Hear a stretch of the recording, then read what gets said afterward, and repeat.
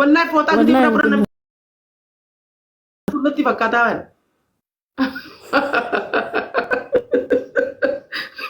warri dhagaa shamarran keenya dhaggeeffadhaa bareedinni islaamaa akkana kun hijaaba akkana bareedinni islaamaa akkanatti uffadha hanga maduraatu fooxaa firraa fuunee illaa dulloota fakkaanna numaa dogongore edaanuu dunuu karaa hin jirre mee lammatu muniira fakkaatti akkatti bareeddu mee laala mee amantii islaamaa tala laala mee akkatti bareeddu laala yaa salaam sa maashaallah jaami mee maashaallah barreessa gartee akkana jechuudha amma sidaan akkanumatti akkaan jiru kanatti deengata shamaala lijiitiin jaaladde jamaala lijii kaata keessaa naa barreessa mataa firraa fuuleetiin akkas godhadhaa saniif na roorke wallahi garuu wallahi laal sila sattarannillee bar waan jenne yaa muniiraa tanya barga haqa rabbii beekun gaaree mi labbu wallahi sila sattarannee sheekooti san si jaalannillee ne wayyaame morma qullaa tanya jenne bakka sanillee ifa wala sheekooti tanya tanarraa akka xiyyaa fi xeebaalee gallakkifamaan jiru bargarii beetaame oromoo yoo kanallee waan biroo turuu dabalti oromoo tanya dogoggorree Kan balleessine shokkoti tanya morma qullaa tanya maqaan dha'uu sanuu dogoggora cimaadha. Nuti bareedina keenya kun rifanneetu mukisi hawaasni nubbabbo. Fooxaa uffanna gisi fooxaa uffanna ni bareenna maashaallah ni bareenna. Wallaahi barra badii. Kullee ganaa akkana malee asin bayin. An duraanuu bara akkanumatti hin taa'u fedhaa bara numa sheexaanamaa akkana goggodha malee. Sheexaanaaf jala hambifna sheexaana laal guyyaa 40 salaannaa wal jala sheexaan faan sheexaana hin qabu beekaati osoo beekutti akkas waa hunda dalaga. Wallaahi beekaati.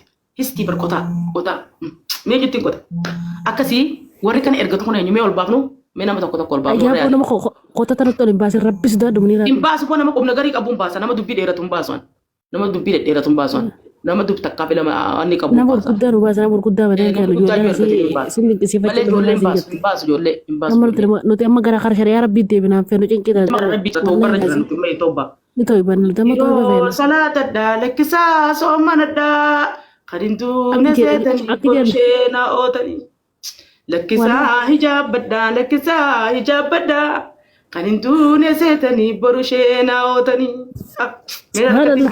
mee busa biratiin tokko naq gaafa loolaa quwwata illaa billah dubbiin tayyaaqiina mee busa biratiin naq mee si jira yaa busa biratiin yaa busa biratiin keenya kun wallahi hanguma maduraatu hanga namni nu duubaan dhufee Aku kata nanti gini nah isi sak kita nanti gini.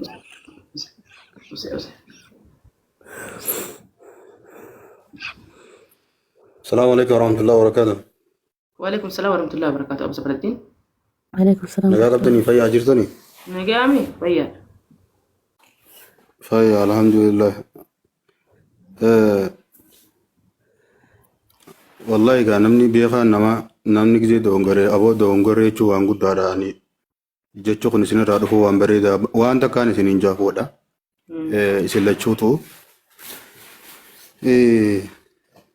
dubbiin isin oggaa san akka qoosatti yeroo jalqabaa jettan san akka taphaa gootanii jettan waan namaafillee hawaasaafillee addan bahin tagartee dhugaa jirtu jechuun isin qoosaa akka qoosaa gootanii qoosaa santu bakka guddoo tana nuuf fide malee waan isin akka taphaa jettan san namni isin jala dahatee sheetan keenya sababa saniitiin maqaa gaggara galchila. Waan inni isin himuu barbaadu namni kun kayoo itti himan namarraa fudhatu hagisii qabdanillee si qabuun jira. Kuullee keessaan dubbisee hin jira.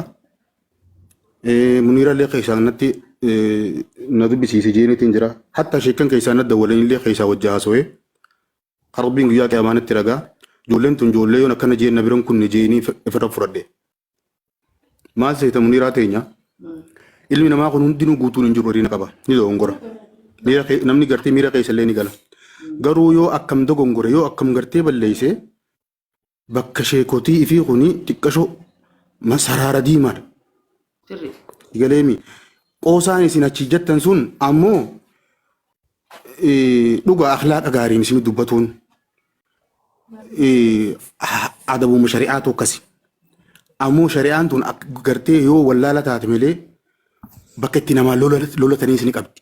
Nama calloo qabanii lolatanii hin beeku. Nama kiyya jechuun si lolataa beeku namni. Sigalee nuti islaama gizee jennu biyya laallatu. المسلم أخو المسلم كالبنيان شدكم بعضه بعضا كالبنيان لبرسوجا وكما قال رسول الله صلى الله عليه وسلم في حديث الكرسي. حديث الكرسي خشيت كان جاء حديث إرجما ربيت Islaama jechuun garii isaa garii jabeessa akka dhaabaa jaarma mana tokkooti. Bakka takka wanta tokkoon laalata nama tokko jechuudha. Nuti islaamummaatti lakkaawwan oggaa kana namni leecolloo bolummaa islaamummaa qabu saniin faasii lolutuun mala. Isin galeemi. Ammas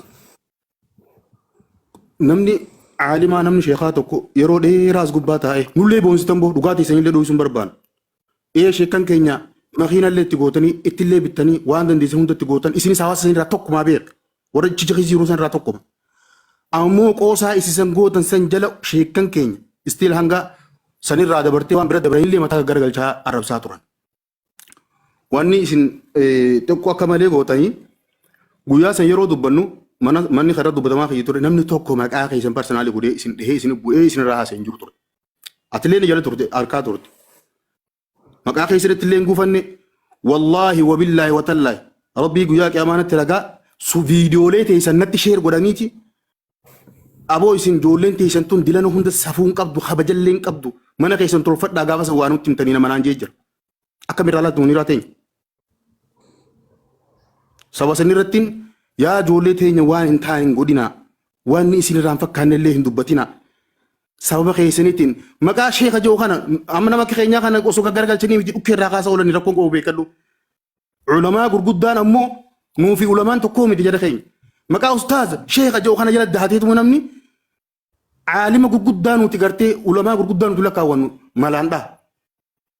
Waliigallee bar isin har'aan bar namni ni dogongortan malee bar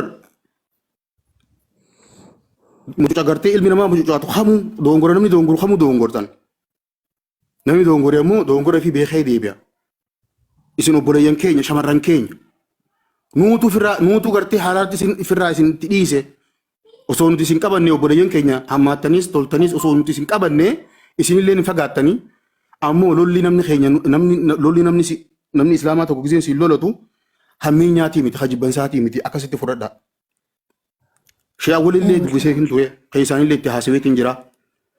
Isin galeemi isin boodatti hatta galgala kanallee shee riyaadillee naa dawwalee waa'ee keessan irra wajjin mareenye ijoolletan gartee nuutu ifitti qabuu dhabee irraa jennee nuti ifitti qubalaannee jechuu isin caalala.